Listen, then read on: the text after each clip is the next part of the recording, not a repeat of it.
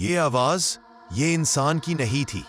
رات کے گہرے سناٹے میں ایک خاتون کی چیخ کراچی کے مضافاتی علاقے کے پرانے ویران محل سے گونجی۔ مقامی لوگوں نے دہشت زدہ ہو کر پولیس کو فون کیا۔ وہ گھر وہ خالی نہیں ہے، کوئی چیز وہاں رہتی ہے۔ ان کی آوازیں خوف سے کانپ رہی تھیں۔ یہ کوئی معمولی شکایت نہیں تھی، یہ ایک ایسی راز کی شروعات تھی جو برسوں سے اس ویران گھر کی دیواروں میں چھپی ہوئی تھی۔ ایک تیز ترار پولیس انسپکٹر احمد رضا کو اس کیس کی تفتیش کے لیے بلایا گیا۔ احمد ایک سخت گیر منطقی سوچ رکھنے والا افسر تھا جو ماورائی قوتوں کی باتوں کو محض افواہیں سمجھتا تھا۔ اس کی ٹیم میں شامل سب انسپکٹر اسد علی ایک جوان پرجوش افسر تھا جو اس کیس کو اپنی قابلیت ثابت کرنے کے موقع کے طور پر دیکھ رہا تھا۔ لیکن اس کیس میں ایک اور کردار شامل تھا، حمیرہ، ایک مقامی خاتون جو اس گھر کے بارے میں غیر معمولی معلومات رکھتی تھی اور جس کے رویے میں کچھ مشکوک تھا۔ پہلی رات جب احمد اور اسد گھر کے اندر داخل ہوئے، ہوا غیر معمولی طور پر ٹھنڈی تھی۔ دیواروں پر عجیب و غریب نشانات تھے جو خون کے دھبوں جیسے لگتے تھے۔ حمیرہ جو اس گھر کے قریب رہتی تھی اور پولیس کی مدد کے لیے آئی تھی، نے کانپتے ہوئے کہا، یہ جگہ یہ ملعون ہے۔ اس کی آنکھوں میں خوف تھا، لیکن احمد کو اس کے لہجے میں کچھ چھپا ہوا راز نظر آیا۔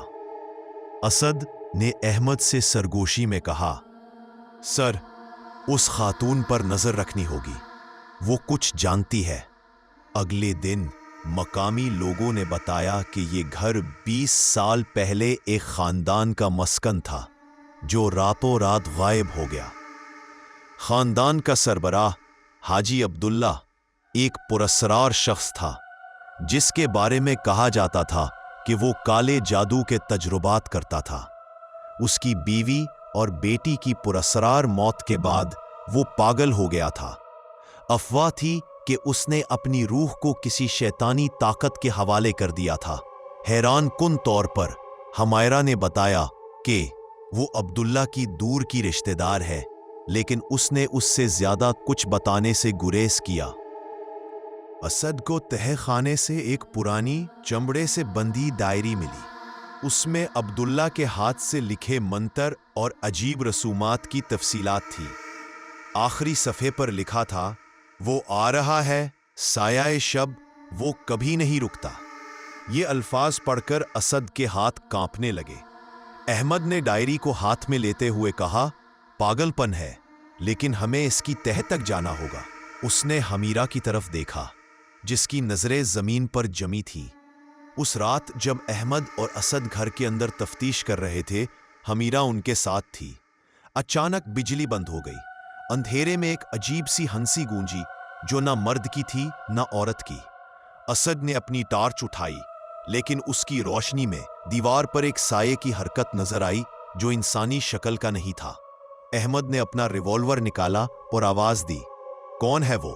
لیکن جواب میں صرف ایک ٹھنڈی ہوا کا جھونکا آیا جس نے اسد کے ہاتھ سے ٹارچ گرا دی۔ حمیرہ اچانک غائب ہو گئی۔ جب وہ تہہ خانے کی طرف بھاگے تو انہیں ایک عجیب سا دائرہ ملا جس کے بیچ میں خون سے لکھا تھا، تم نے اسے جگا دیا۔ احمد کے منطقی ذہن نے بھی اب ہار ماننا شروع کر دیا تھا۔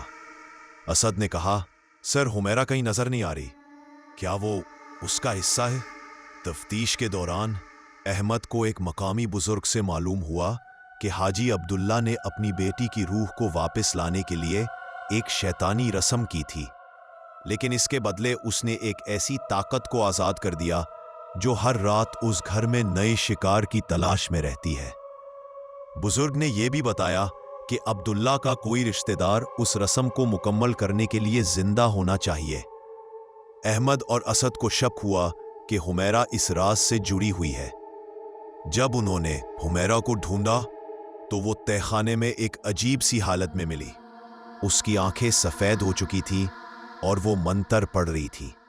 احمد نے اسے روکنے کی کوشش کی، لیکن حمیرہ نے ایک غیر انسانی آواز میں کہا، تم اسے نہیں روک سکتے، وہ میرا ہے۔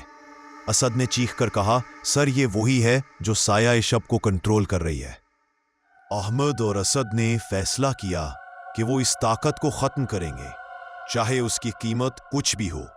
انہوں نے ڈائری سے ایک آخری رسم کا سراغ لگایا جو سایہ شب ہے کو روک سکتی تھی۔ اسد نے موم بتیوں کا دائرہ بنایا اور منتر پڑھنا شروع کیا، جبکہ احمد نے حمیرہ کو روکنے کی کوشش کی۔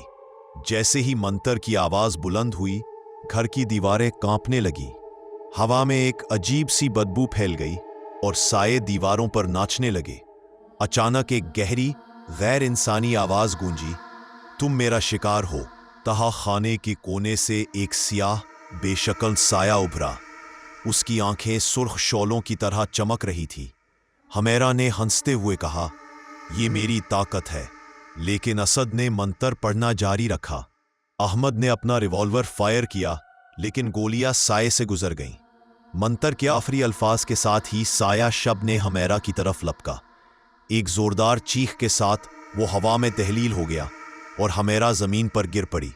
اس کی آنکھوں سے خون بہہ رہا تھا اور وہ بے ہوش ہو گئی۔ جب دھواں اور اندھیرا چھٹا، اسد نے حمیرہ کو چیک کیا، جو ابھی تک بے ہوش تھی۔ احمد نے اسے ہسپتال پہنچایا۔ ڈاکٹروں نے بتایا کہ وہ کوما میں ہے اور اس کی پیشانی پر وہی عجیب نشان ہے جو عبداللہ کی ڈائری میں تھا۔ احمد اور اسد حیران تھے، کیا حمیرہ واقعی سایہ شب کا شکار تھی یا وہ اس کی محرک تھی؟ ہسپتال میں احمد نے اسد سے کہا، ہمیں کبھی پتہ نہیں چلے گا کہ وہ کس حد تک اس راز میں ملوث تھی۔ اسد نے سر ہلایا، لیکن اس کے دل میں ایک خوف تھا کہ شاید سایہ شب ابھی تک کہیں موجود ہے۔ گھر کو پولیس نے سیل کر دیا اور مقامی لوگوں نے دوبارہ کبھی وہاں سے عجیب آوازیں سننے کی شکایت نہیں کی۔ لیکن اسد کے دل میں ایک خوف رہ گیا۔ راتوں کو جب وہ تنہائی میں سوچتا، اسے حمیرہ کی وہ سفید آنکھیں اور سرخ شعلوں والی آنکھیں یاد آتیں۔ کیا یہ کیس واقعی ختم ہوا تھا یا سایہ شب کسی نئے شکار کی تلاش میں تھا؟ یہ راز اب صرف وقت ہی بتا سکتا تھا۔